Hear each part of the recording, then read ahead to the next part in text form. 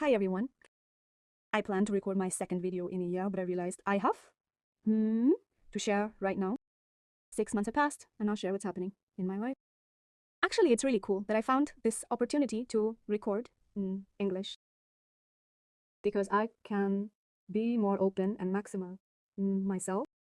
It's very cool because if I were recording in Russian, I probably couldn't be completely myself and share everything on my mind.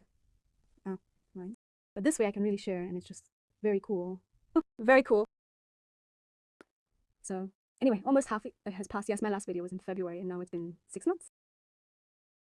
The thing that tormented me most in the situation 6 months ago was the situation with the bed bugs. Even though the person who brings bed bugs to our dorm still lives here, we exterminated them for now, and he hasn't brought new ones yet. I think I said back then, I don't remember, but I think in my video there was something about how any situation has a 1 year later. I mean, when you are in a situation, a very negative one, you start to feel like that's it, there's no way out. But you need to remember that there is a 1 year later, and you understand that a year later, everything can change. And it was the same back then, in February. I was at the epicenter of that situation. It seemed to me that was it. It was a nightmare, a collapse, nothing would change. But in fact, we called the extermination service in April during my shift. I went through all that, I endured it. The service treated the duty station. I was near the duty station and couldn't enter the room where I work. And of course, that wasn't very pleasant because of the smell and everything. I was forced to sit in the hallway and smell all of that. Well, I periodically went to the nearby utility room, but as a caretaker, I still had to be directly closer to the duty station. And periodically, I still went out into the hallway and smelled it all those odors. But none of my colleagues would have dealt with the extermination because it didn't bother them at all. Only I had the bites. I have allergies and all this stuff shows up faster for me than for others. Honestly, I was in a state of great panic because it turns out, the only one suffering in this situation. The others didn't care. They didn't feel anything at all. It really hurt me because of that. It feels like you're a lone warrior in the field. It's always very hard when you feel that you are forced to fight all these troubles alone. You don't even have a person who can support you. And against this background, it turns out I suffered from October 2025 to April 2026. Yes, I suffered for almost half a year. Then there were more of these bed bugs. I started catching them right during my shift to show management. Management didn't approve any treatment until I could catch a bed bug on myself. Management naturally did nothing. Nobody's gonna, approve all these treatments if only one person is suffering. But when my colleagues saw that I was actually catching bed bugs at the shift site, they shipped in the money. We collected the money and treated the shift quarter. In general, this situation has temporarily paused, but it could start again at any moment. I am, of course, very, very afraid of that. Yeah. Because it's a lot of stress. It's sleepless nights. It's waking up in the middle of the night and your body is itching because of these bites on your skin. And I even had an aura all this time, which is a migraine. Well, a migraine can just be a headache, but sometimes you get these white spots in your eyes that last for half an hour. I even went to a neurologist and had an MRI to make sure it wasn't an aneurysm and that it was all just triggered by stress. That's how stress affects my health and my psyche. I'm just so sensitive to all of this. That's the situation with the bedbugs. Thank God it has all stopped for now. It's unclear for how long because the person who brings all this in is mentally ill, drags everything home from the trash, and could certainly bring bedbugs again. It is entirely likely that it will all happen again. And then, in general, I am now in a more or less calm period of life, thanks to the fact that we aren't fighting bedbugs for the time being. What great happiness. What great happiness, my friends. Perhaps God sends us all these troubles so that when a more or less calm period of life begins, we truly appreciate it. That's what I think. And my mom right now, my mom is 77. In her 78th year, she lives on the ground floor in another city. I live in Minsk and she lives in Osipovich. But now she started having problems. The place keeps getting flooded. The people upstairs, the sewage is constantly overflowing. She's constantly calling the housing maintenance services now. Yeah. And they keep having to clear out her toilet. It's a huge stress for her. Apparently the pipes in her building are so old that something must be stuck inside them. Maybe a piece of scrap metal or cement, something is lodged in there. And because of that, the sewage keeps getting backed up. This has been going on for her for the last 5 days. She's under constant stress too. I'm really worried about her because her blood vessels and her general health leave much to be desired. She doesn't have very good health. She's had strokes and a heart attack. I'm worried that this whole situation will leave a mark. And once it's all over, she might feel unwell because while a person is stressed, the body mobilizes all its strength. But then when the stress suddenly subsides, there can be some kind of health breakdown. She's told me herself that this often happens to her. While you're under stress, your blood vessels are toned and everything is fine. But as soon as things calm down and the situation ends, the body can experience a breakdown, like a sudden spike in blood pressure or something like that. That's why I'm worried about what happens next because, well, You don't want to lose your loved ones. This is the most painful topic. It's a topic that people really face, especially after 40, after 50. First of all, your own health starts to falter, right? There are health nuances that are already in question. Plus, parents start getting sick and dying. And in general, this period is always very difficult, in my opinion. The period of, well, midlife is probably the hardest. It's not for nothing that they talk about a midlife crisis. I have constant gynecological problems myself. Since childhood, I've had issues where my lower abdomen and pelvic area have constant inflammatory processes. I only need to get a little cold and my lower abdomen starts pulling. It's been like that my whole, and I feel like it's getting worse with age.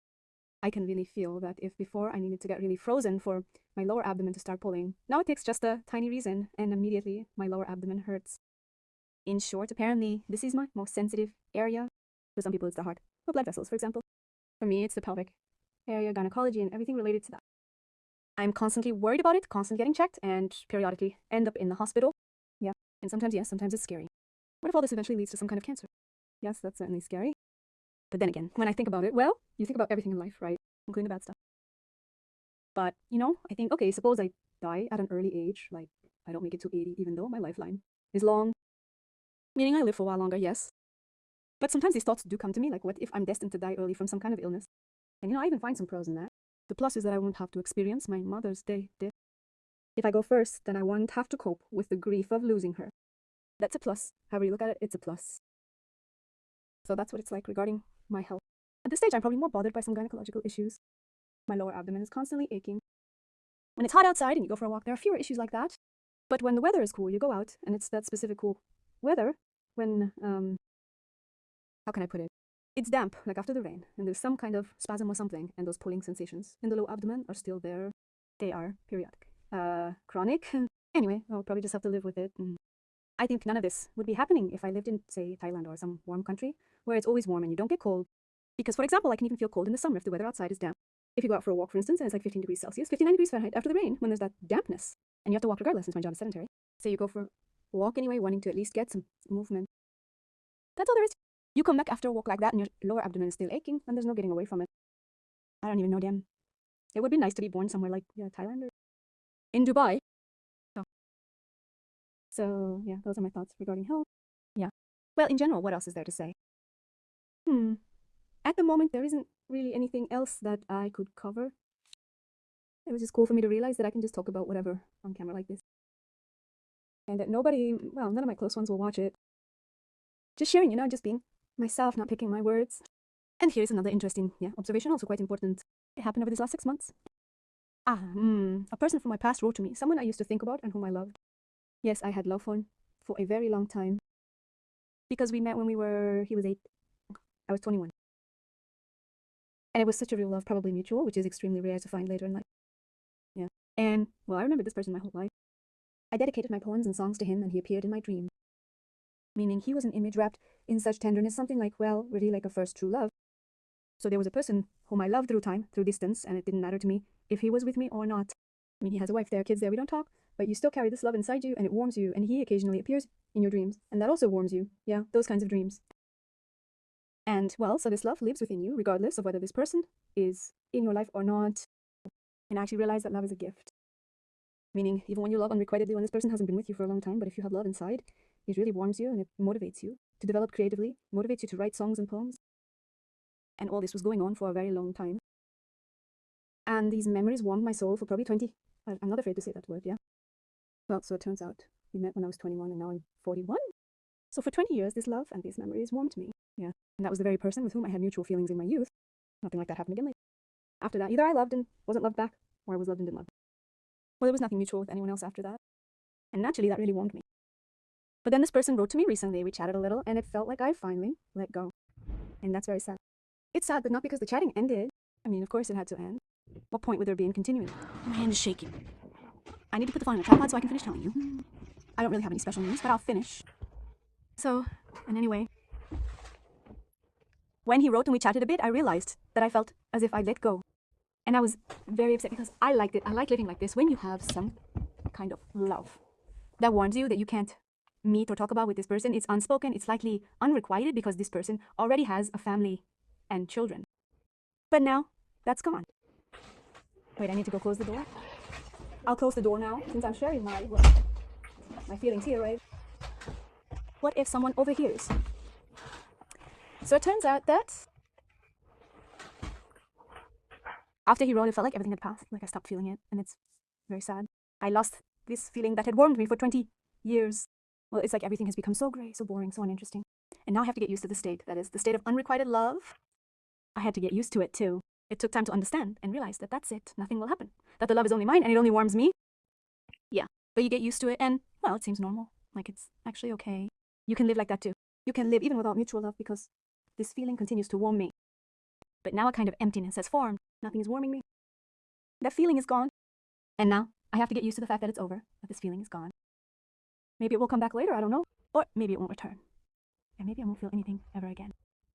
But on the other hand, when you don't love anyone, yes, others may love you, but you don't love anyone, that's also a plus. And you can get used to that too. You know what the plus side is? The plus is that you're in a calm state and no one is stirring up your soul. That's also good. So one can probably live without love. Especially since I have my favorite work. Yes, I'm currently streaming on TikTok and filming for TikTok. I have my favorite work and it, in principle, makes me happy. So. And by the way, at that time, half a year ago, when I said I earned my first $100 on TikTok, I was actually, well, very happy with that amount, right? And now I have a bit more. I'll have 1,000 soon, just imagine. No, it's a bit far to 1,000. It's about $800. But still, what that is, I'm already getting close to 1,000, and that is just unreal cool. I didn't think I'd be able to earn like that on TikTok, honestly. I sort of, well, thought that eventually I'd manage to earn on YouTube, but here TikTok just takes off like this. And I honestly am in shock, right? That there are all these leagues there. I'm in the C5 league for battles. That is, I have literally one person there who supports me and who periodically gets me into this league. So, and there are people who have the A1 league, and that's the highest league in TikTok, A1, A2, A3. I think, wow, how much do they earn? That is, you could really probably save up for an apartment. Well, who knows? That's why. And I also recently walked through a military town. It's a district not far from us in Minsk. And I spotted a little house for myself. Well, I was just walking around a house. Anyway, it was Sadovaya Street, and my last name is Sadovskaya. And on Sadovaya Street, there are these cool little 5-story buildings. I checked how much an apartment is there. An apartment there is $70,000. Imagine that. I wish I lived there. But why not? I just, walk around and dream. Walk around and look at these apartments. In principle, yes, for good. There is nothing impossible. What if I live there someday? Well, maybe, of course, I'll return to Osipovici for retirement. Or maybe I'll get sick with this gynecology, how tired I am of it, and die. That option is also possible. In general, it used to seem to me that dying was so sad, so terrible. No, I think, not at all.